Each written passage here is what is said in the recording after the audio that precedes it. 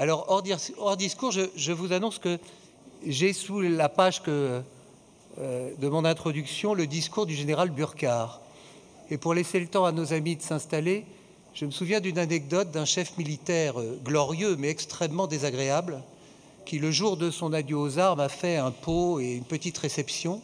Son aide de camp, qui était maltraité régulièrement, lui pose sur le pupitre une petite pochette, comme d'habitude. Le général d'armée en question, dont je ne citerai pas le nom, ouvre la dite pochette et, en lieu et place du discours habituel, qui était son dernier discours, l'impertinent aide de camp avait mis « Et maintenant, démerde-toi, espèce de connard ». J'espère qu'il y a autre chose dans la pochette qui est ici. J'espère. Je regarde quand même. Oh, oui, il y a autre chose. Il y a autre chose.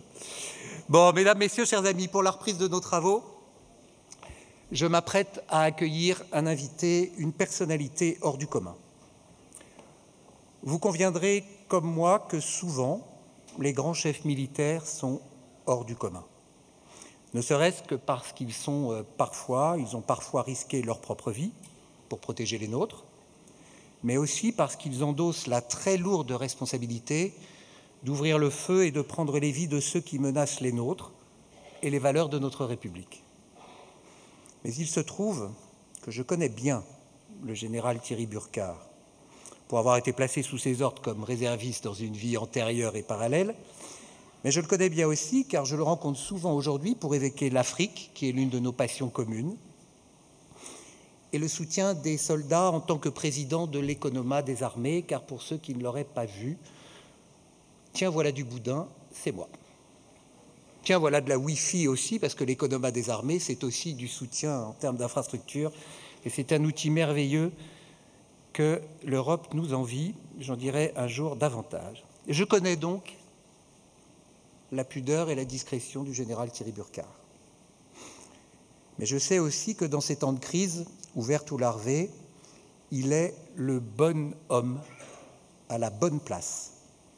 Visionnaire, engagé, efficace et loyal. Mon général, vous avez devant vous quelques centaines d'acteurs qui servent désormais principalement des intérêts économiques, mais dont certains ont été de hauts fonctionnaires et même de hauts gradés dans les armées. J'ai vu que vous saluiez à l'instant certains de vos camarades de vie antérieure. Certains, évidemment, ont rejoint le monde de l'entreprise en France, mais je tiens aussi à saluer nos frères sénégalais. Nous avons sur les rangs aujourd'hui, si je puis dire, le général d'armée Mamadou Sow, votre ancien homologue, Semga, et le général de division Abou Thiam, qui était le chef d'état-major particulier du président de la République Macky Sall. Tous deux ont rejoint, après une carrière de soldat éclatante, les rangs du privé, et j'atteste qu'ils y sont heureux. Eux aussi, nos collègues du CDSE, sont confrontés à des crises. Eux aussi croisent les hommes et les femmes placés sous votre commandement, en France à cause de Sentinelle ou grâce aux réservistes mi-civils, mi-militaires, ou à l'étranger à proximité de bases françaises. Eux aussi sont confrontés à des réformes nécessaires pour adapter leur façon de faire à de nouvelles menaces. Je pense aux menaces cyber, je pense à des menaces informationnelles qui ternissent l'image de leurs produits ou de leurs marques. Eux aussi, enfin, sont impressionnés par la mobilisation exemplaire de la nation ukrainienne derrière ses armées et se demandent parfois si les Français seraient, à l'image des Ukrainiens, aussi engagés. Toutes et tous, nous avons donc hâte de vous entendre, car finalement, en garantissant la paix tout en faisant la guerre, vous garantissez bien sûr nos libertés, et parmi elles celle d'entreprendre, qui est gage de prospérité et de développement. Mon général, nous ne sommes donc pas à vos ordres, mais à votre écoute. C'est à vous.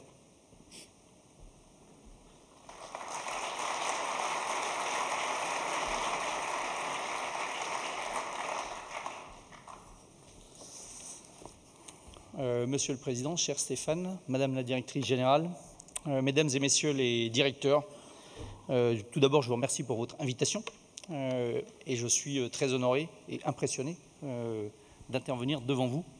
Bien évidemment, vous connaissez parfaitement votre sujet, donc je vais forcément arriver un peu sur les côtés de ce dont vous avez parlé et de ce que vous maîtrisez, mais vous dire un peu comment, en fait, finalement, on a bien évidemment des points communs et des zones d'interaction. Le thème de votre colloque, c'est l'entreprise à l'ère de la multicrise, et en fait, ça rejoint de manière très très proche les réflexions que conduisent les armées, en fait, des réflexions permanentes qui visent toujours à conduire les adaptations nécessaires pour rester toujours au plus près de la crise, et c'est ce que vous faites aussi, en tout cas ce que vous êtes tenu de faire. La guerre en Ukraine a été parfois qualifiée de guerre mondialisée. Je pense que c'est un bon exemple de ce qu'est devenu la conflictualité, c'est-à-dire une confrontation beaucoup plus globale, beaucoup plus stratégique, et c'est ce que vous vivez aussi dans vos entreprises, de manière directe ou indirecte. J'estime en particulier qu'il est évident que les questions économiques sont fortement liées à la guerre de haute intensité. Par exemple, vous concerne nous, quelle sécurisation des flux, quelle préservation des valeurs à faire pour continuer à approvisionner nos stocks de munitions, de pièces de rechange. En fait, on est bien évidemment totalement dépendant sur ce sujet-là, par exemple. Aujourd'hui, je pense qu'on ne peut plus avoir une vision segmentée des activités humaines. Les interdépendances sont trop importantes et il faut être capable d'appréhender tout de manière globale pour rester efficace, pour avoir une chance de gagner. C'est peut-être quelque chose qu'on disait qu'on faisait déjà. Je pense qu'aujourd'hui, on est un peu au pied du mur, en tout cas dans le domaine militaire. On a forcément une période où, j'y reviendrai un peu, on a pu voir les choses d'un peu plus loin. Aujourd'hui, si on n'est pas capable d'appréhender la situation, l'environnement stratégique de manière globale, de manière plus stratégique, je pense qu'on ne peut pas s'en sortir. Donc ce que je vous propose très rapidement, parce qu'on n'a pas un temps, c'est de partager avec vous les enseignements qu'on doit tirer de l'évolution de l'environnement stratégique et ensuite de livrer quelques réflexions sur les interactions entre les armées françaises et les entreprises françaises, les armées et les entreprises de manière plus globale. L'évolution de l'environnement stratégique, en fait, c'est globalement un monde plus dangereux. Quand je dis ça, je ne surprends personne. J'identifie 3 tendances qui caractérisent cette dégradation du contexte international. Ce n'est pas quelque chose qui est arrivé aussi brutalement qu'on veut le dire. Bien évidemment, c'est quand même durant au moins la dernière décennie, il y a un certain nombre de choses qui se sont mises en place. Mais brutalement, en fait, l'Ukraine a tiré un trait au crayon gras qui matérialise ceci de manière extrêmement forte, extrêmement claire. La première tendance, c'est le retour du rapport de force comme mode de règlement des conflits. En fait, aujourd'hui, des pays s'étaient réarmés durant les décennies précédentes. Aujourd'hui, il y a une vraie volonté, souvent désinhibée, d'employer la force pour régler, pour imposer sa volonté. On a eu une période où vous avez tous ici entendu parler des résolutions de l'ONU, qui en fait était un instrument qui finalement temporisait la gestion des crises. Il fallait du temps pour faire écrire une résolution, il fallait du temps pour la voter, il fallait du temps pour la mettre en œuvre, mais globalement, c'était quand même ce qui rythmait un peu les crises. Aujourd'hui, en fait, il n'y a plus les numéros des résolutions de l'ONU, il y en a encore. Ces numéros-là nous sont inconnus, parce qu'en fait, ce n'est plus ça qui rythme les crises. C'est l'emploi de la force de manière assez brutale. L'Ukraine, là, est bien évidemment l'exemple le plus frappant, mais il y avait eu des exemples avant, quand la Turquie prend 30 km sur des pays environnants pour établir une buffer zone, une zone de sécurité. Tout ceci a de la logique pour elle, c'est l'emploi de la force dans tout un tas de domaines, et il y a bien d'autres exemples. Donc, mouvement de réarmement, désinhibition de l'emploi de la force, vraie volonté de l'utiliser, mais également escalade dans l'emploi des moyens, et vous le voyez aujourd'hui en Ukraine avec l'emploi de l'artillerie, comme finalement on avait un peu perdu même ces images, et aujourd'hui les images qu'on voit, je me faisais la réflexion que c'est un peu les images qu'on voit sur les consoles de jeux ou les écrans de jeux vidéo de nos enfants, où il y a des jeux qui sont très réalistes, qui montraient ces scènes-là, mais c'était en jeu vidéo. Aujourd'hui, c'est la réalité, c'est ce que subit l'Ukraine face à l'attaque russe. Je constate aussi, par exemple, une autre caractéristique, toujours dans le retour du rapport de force comme mode de règlement du conflit, il ne vous a pas échappé que les discussions sur l'emploi du nucléaire, en fait, sont traitées de manière très banalisée sur les chaînes d'information continue, comme si c'était seulement finalement un complément à la bataille qui est en train de se délivrer, avec une dialectique russe extrêmement puissante dans ce domaine-là. Première tendance. La deuxième tendance, c'est des grands compétiteurs qui sont extrêmement offensifs, et ceci dans tous les milieux et dans tous les champs. Les milieux, c'est terre-mer de manière assez classique. Les champs, c'est le cyber, l'espace, les grands fonds marins ou l'espace informationnel. Et les armées françaises y sont confrontées tous les jours, ou presque, sur leurs différents théâtres d'opération où elles sont déployées. C'est vrai de l'Afrique, par exemple, avec la société de mercenaires russes Wagner, qui agit dans le champ sécuritaire directement, mais qui agit également dans le champ informationnel. C'est vrai dans l'espace aérien avec nos avions et ceux de la coalition qui sont confrontés aux avions russes dans le nord-est syrien, sur des périodes, sur des zones de tension pour essayer de faire respecter les zones des uns et des autres. C'est vrai sur mer et sous les mers, avec des sous-marins russes, des bâtiments russes, en fait, qui cherchent à, non pas menacer, mais en tout cas marquer leur présence dans des zones de flux logistiques, que ce soit en Méditerranée, que ce soit en Atlantique Nord, mais également plus loin dans l'océan Indien ou dans l'océan Pacifique. C'est également de la part de nos grands compétiteurs la volonté de faire émerger une vision désoccidentalisée du monde. Et pour ceci, ces grands pays, ces grands compétiteurs s'appuient beaucoup plus que nous, je pense, sur des stratégies de long terme. C'est le cas de la Russie, de manière assez évidente. Et bien évidemment, ils s'appuient sur des stratégies de long terme parce qu'ils s'appuient également sur une stabilité politique qui est différente, en tout cas sur une échelle de temps différente de celle que connaissent nos démocraties. C'est également des pays qui se caractérisent, en tout cas qui disposent d'organisations qui permettent d'utiliser pleinement le champ informationnel, la désinformation, l'information tout court, utilisant ces moyens-là comme caisse de résonance et comme stratégie d'influence. Là aussi, c'est quelque chose qui est visible en Afrique de manière extrêmement forte à l'encontre des moyens, des intérêts français. La troisième tendance, c'est le changement d'échelle, et ceci dans deux directions. Le premier changement d'échelle, c'est l'extension de la conflictualité. Les pays occidentaux, la France, a combattu pendant 20 ans contre le terrorisme militarisé. C'était des opérations qui étaient compliquées, mais en fait qui objectivement se déroulaient essentiellement dans le domaine terrestre, à terre. On pouvait bénéficier d'appui aérien, on avait des bateaux sur mer, mais finalement la guerre se livrait au sol, sur terre. La guerre en Ukraine montre qu'en fait l'ensemble des milieux terre-mer sont concernés, mais également l'ensemble des autres champs, que ce soit informationnel, cyber, grand fonds marin, vous avez vu ce qui est arrivé, ou bien évidemment encore plus dans le champ informationnel. Premier changement d'échelle en termes d'extension de la conflictualité. Le deuxième changement d'échelle, c'est bien évidemment sur les volumes de forces qui sont engagés. Au Mali, enfin en tout cas au Sahel, on était engagé jusqu'à 5500, 6000 hommes, et c'était un engagement qui était important pour la France. Aujourd'hui en Ukraine, c'est plusieurs centaines de milliers d'hommes de part et d'autre qui se font face et utilisent des moyens extrêmement importants. Alors bien évidemment, ce changement d'échelle, ça se traduit aussi dans les consommations de munitions, avec des chiffres qui sont inimaginables, impensables, en tout cas sans aucun rapport avec les stocks qu'on a prévu d'utiliser, mais également dans le volume de pertes. Volume de pertes, que ce soit de tués ou de blessés, avec plusieurs dizaines de milliers de morts dans chaque camp et probablement quelques centaines de milliers de blessés dans chaque camp. Je tire un autre fil, parce que ce n'est pas seulement le volume, mais je pense que ça c'est quelque chose aussi qui concerne les entreprises. Quand on change d'échelle de loupe, quand on augmente le nombre d'hommes, ça ne veut pas dire qu'on continue à combattre de la même manière. Et on était engagé au Sahel, on est engagé au Sahel, où généralement les opérations se conduisent au niveau de la compagnie. La compagnie, c'est 100 à 150 hommes. Quelquefois, c'est coordonné au niveau du bataillon, c'est 800 hommes. Il y a de l'appui aérien qui plutôt vole par patrouille de 2. Et quand on navigue sur les océans, on travaille avec un bateau.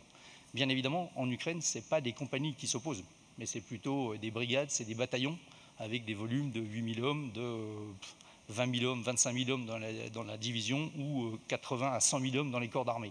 Et ce dont on aperçoit, c'est qu'en fait, ce changement d'échelle nécessite en fait un entraînement spécifique. J'appelle ça entraînement pour les armées. Je ne sais pas comment vous l'appelleriez dans votre entreprise, mais quand vous avez un problème de dimension supérieure et que vous engagez plus de moyens, en fait, ça nécessite forcément un entraînement et une prise en compte différente. En tout cas, pour les militaires, c'est quelque chose qui est extrêmement clair. Et c'est probablement ce qui manque un peu aux Russes. C'est-à-dire que quand je vous ai dit qu'ils ont préparé une stratégie de long terme, ils ont réarmé et renforcé leur armée de manière très conséquente. Néanmoins, ils n'ont probablement pas été capables de passer en entraînement, capables de livrer une guerre de haute intensité, d'où un certain nombre de déboires. Alors, quels sont les enseignements ? L'enseignement qui montre qu'on est dans un monde qui est plus stratégique. Tout d'abord, le 24 février constitue évidemment un point de bascule, une sorte de changement de monde. Changement de monde dont un certain nombre de conséquences sont à mon avis déjà irréversibles et un certain nombre de conséquences ne sont pas encore très très claires et pas toutes apparues. Donc on va encore vivre une période assez longue d'incertitude. Ça c'est la première chose. La deuxième chose, c'est que sur ce changement de monde, ça veut dire qu'il faut être capable de se réinterroger. Ça ne veut pas dire que tout ce qu'on faisait avant le 24 février ne fonctionne plus et était mal. Ça veut seulement dire qu'il faut se dire, est-ce qu'aujourd'hui, c'est encore comme ça, après le 24 février, que je dois réfléchir, et est-ce que les raisonnements que j'appliquais et les conséquences que j'en tirais, est-ce que c'est toujours quelque chose qui est pertinent?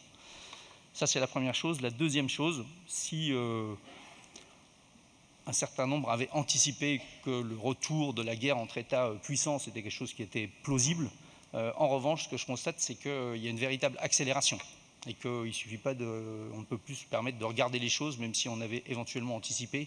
Il faut être capable de maintenir le rythme et de suivre cette évolution de la situation. Pour garder le rythme, ça veut dire qu'il faut prendre des risques et anticiper davantage qu'on ne le fait encore. Prendre des risques et anticiper davantage. En ce qui concerne la puissance, je vous l'ai dit ou je l'ai laissé penser, je pense que ces 20 dernières années, en tout cas dans le monde militaire, très clairement, on n'a pas eu besoin de penser au niveau stratégique. Ça ne veut pas dire que les conflits qu'on conduisait étaient faciles, mais néanmoins les conséquences n'étaient pas de dimension stratégique, il n'y avait pas la défaite pour les nations occidentales au bout. C'était seulement des combats plus durs ou des échecs, mais ce n'était pas des défaites stratégiques. Aujourd'hui, il y a une vraie nécessité d'appréhender le monde de manière plus stratégique, et ça veut dire en particulier pour les armées, d'élargir considérablement le champ sur lequel on observe le monde et les choses avec lesquelles on est connecté.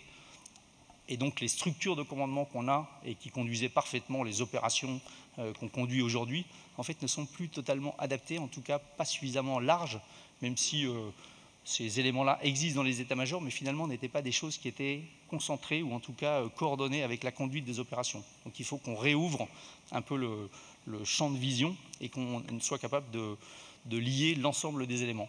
Un exemple en passant, bien évidemment le centre de planification et de conduite des opérations à l'état-major d'armée conduit les opérations. Quand on est de l'Ukraine, alors vous allez me dire c'est pas totalement la guerre, mais c'est une forme de soutien non pas qui s'en approche, mais qui est extrêmement fort. En fait, c'est pas un des bureaux du CPCO qui conduit ça. C'est un bureau qui est maîtrise des armements, qui est dans une autre division. Et pour autant, c'est bien évidemment une forme d'engagement qui aujourd'hui correspond à une prise en compte stratégique de la situation et pour être capable de s'engager. Donc, nécessité de concevoir et de conduire nos opérations en prenant en compte tous les acteurs et en particulier aussi les entreprises pour viser le long terme. Le dernier renseignement, c'est qu'on est aujourd'hui à la fin des engagements choisis. Là aussi, pendant 20 ans, finalement, bien évidemment, il était utile et judicieux, nécessaire de s'engager aux côtés, par exemple, des Américains en Afghanistan, de répondre à une demande de l'État malien pour lutter contre les groupes armés terroristes. Mais en fait, c'était quand même une guerre qui était choisie. On choisissait de s'engager. On avait la possibilité de régler le niveau d'intensité. On met plus d'hommes, on met moins d'hommes, on gère telle zone. Et quand le président de la République décide de quitter le Mali, en fait, ce n'est pas les groupes armés terroristes qui peuvent l'en empêcher. Et ça ne se traduit pas par l'échec de la France. C'est un coût diplomatique, c'est un coût politique, c'est un coût financier. Voilà, en fait, mais ça, c'était des engagements choisis. Et je pense qu'aujourd'hui, on vit la fin des engagements choisis, mais au contraire, arrive le temps des guerres imposées. L'Ukraine ne voulait pas la guerre. En fait, elle est obligée de livrer la guerre. Et si elle ne livre pas la guerre, elle perd et elle disparaît. Et ça, bien évidemment, dans la construction de notre modèle d'armée, dans la manière dont on doit appréhender les choses, dans la manière dont les décisions doivent se prendre au niveau stratégique, c'est quelque chose qui est complètement différent. Donc, la fin des engagements choisis et l'arrivée des guerres imposées. Ça veut très concrètement se dire que pour les armées, il y a bien évidemment la nécessité de se tenir prêt à tout, ce qui est à la fois un vocable assez large, mais qui, à mon avis, exprime le champ beaucoup plus large auquel on est confronté.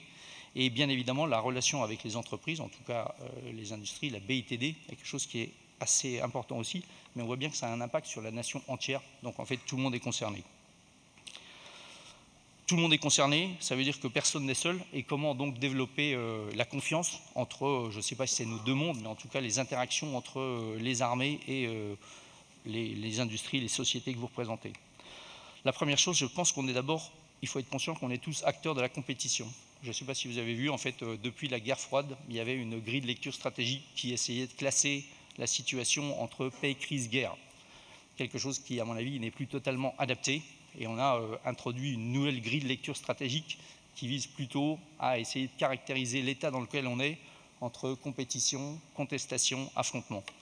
Je développerai seulement l'état compétition, parce qu'en fait, l'état de compétition, c'est l'état dans lequel on vit en permanence. Mais je pense que les entreprises, en fait, ça le vivent depuis longtemps. Cet état de compétition, c'est le rapport normal des États entre eux, au plus bas niveau. C'est en dessous du seuil de l'engagement armé, mais la compétition est dans tous les autres domaines. Elle est dans le domaine diplomatique, elle est dans le domaine économique, elle est dans le domaine culturel, elle est dans le domaine sportif. Et donc, vous êtes, autant que nous, engagés dans cette phase de compétition. Et on est tous engagés dans cette phase de compétition. Mode d'expression de la puissance qui correspond, en quelque sorte, pour les armées, mais je pense que c'est vrai pour vous aussi, dans la traduction, dans la compétition, pour moi, c'est quelque chose qui correspond finalement à la guerre avant la guerre. Puisqu'en fait, il y a déjà tout un tas de choses qui sont en train de se mettre en place et en train de se jouer dans cette phase-là, c'est-à-dire par rapport aux actions qu'on conduit, aux signaux qu'on envoie par rapport à nos grands compétiteurs qui peuvent être demain nos adversaires et après-demain nos ennemis. Et je pense que vous aussi, vous êtes, entre guillemets, au même titre que nous, engagés dans cette compétition-là.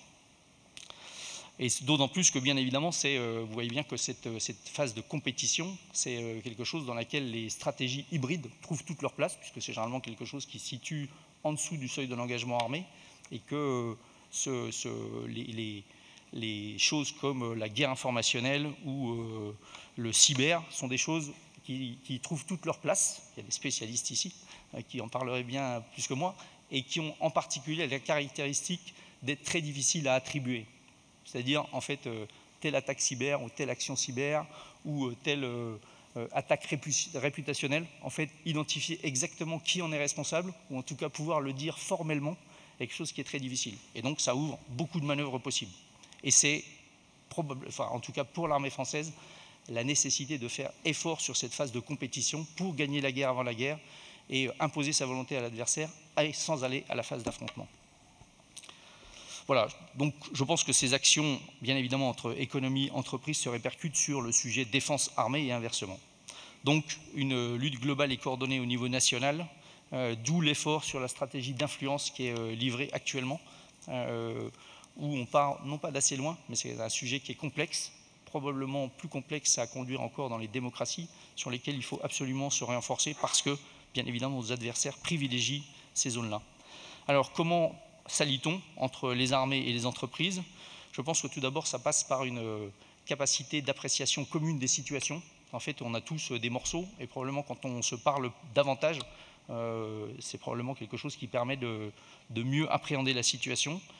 Les armées doivent s'ouvrir aux échanges avec les entreprises. On conduit actuellement à l'état-major des armées des réunions dites REAS. Il faut toujours qu'on donne des acronymes dans les armées, je suis désolé. Comme réunion d'éclairage et d'anticipation stratégique, sur laquelle, sur certains sujets, en fait, je souhaite faire venir, et j'ai fait venir des responsables sécurité de certaines entreprises qui, bien évidemment, en fait, ouvrent un livre pour nous dans la compréhension des équilibres et des enjeux. Donc je pense que ça, c'est quelque chose qu'il faut qu'on continue à développer. En tout cas, ça me semble quelque chose qui est très important. Ensuite, c'est bien évidemment un dialogue pour satisfaire les besoins réciproques, chacun en tirant des enseignements et prenant des mesures à son niveau. Ça, c'est quelque chose qui est extrêmement important.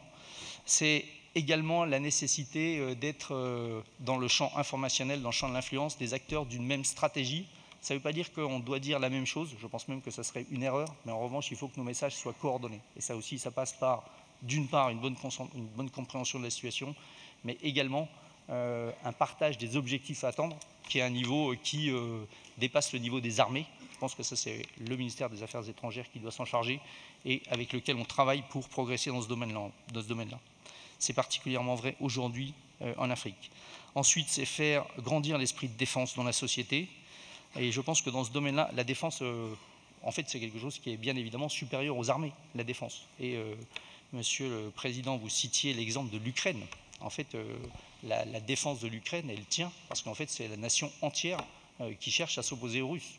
Il y a bien évidemment les forces morales de l'armée ukrainienne, mais l'armée ukrainienne, elle se bat pour chaque village, chaque ville, chaque rivière, chaque carrefour, chaque forêt, parce que derrière, il y a la population ukrainienne qui résiste aussi et qui appuie son armée. Donc la défense est un esprit global pour une nation et je ne suis pas le seul à pouvoir développer cet esprit de défense et cette cohésion nationale, vous n'êtes probablement pas les seuls, mais en tout cas, je pense qu'on peut y contribuer, et en tout cas entre nous.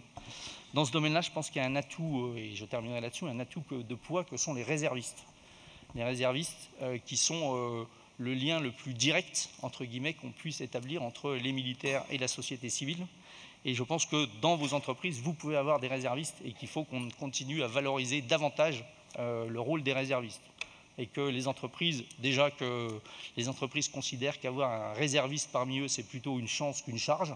Ça, c'est la première chose. Je pense qu'un réserviste, c'est quelqu'un qui a le sens de l'engagement. Je pense qu'un réserviste, c'est quelqu'un qui a le sens des responsabilités. C'est quelqu'un qui a le sens du leadership et qu'il ne faut pas le juger en disant seulement un réserviste peut donc effectivement m'être retiré ou décider de partir pour remplir ses obligations militaires dans certaines conditions. Donc ça, je pense que c'est très très bien. Il faut qu'on avance là-dessus. Et je pense qu'il faut aussi qu'on valorise les entreprises qui accueillent des réservistes.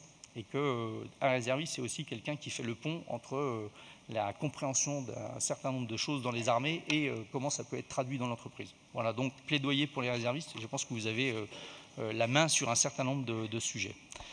Voilà ce que je voulais partager avec vous. Alors, non pas comme témoin, parce que si je suis seulement témoin du monde qui passe, il faut me virer, mais en essayant d'être un peu acteur de ces choses-là, comme vous l'êtes. Je pense qu'il n'y a qu'un seul champ de bataille. Je pense que c'est vraiment comme ça qu'il faut le voir. Il faut qu'on se coordonne, on y est tous engagés ensemble. Il faut continuer à nous parler. Merci de cette occasion qui m'est donnée de vous exprimer mon point de vue sur cette situation-là. Comme je le dis quelquefois à l'état-major des armées, je pense qu'aujourd'hui, il n'y a plus de monde où les limites sont strictes entre un domaine et un autre domaine, et que les gens d'ailleurs qui ne savent travailler que quand les limites sont parfaitement claires, en fait, globalement, j'en ai plus besoin parce que le monde aujourd'hui n'est plus comme ça. Donc on a forcément des zones de recouvrement, on doit pouvoir travailler entre nous de manière assez ouverte. Il y a bien évidemment des choses qui sont classifiées, mais in fine, pas tant que ça, sur la plupart des sujets qu'on doit échanger et qui sont importants pour nous. Voilà, merci beaucoup de votre écoute. C'est la fin ? Ouais. Mon emploi du temps me laisse... C'est la fin. Merci beaucoup.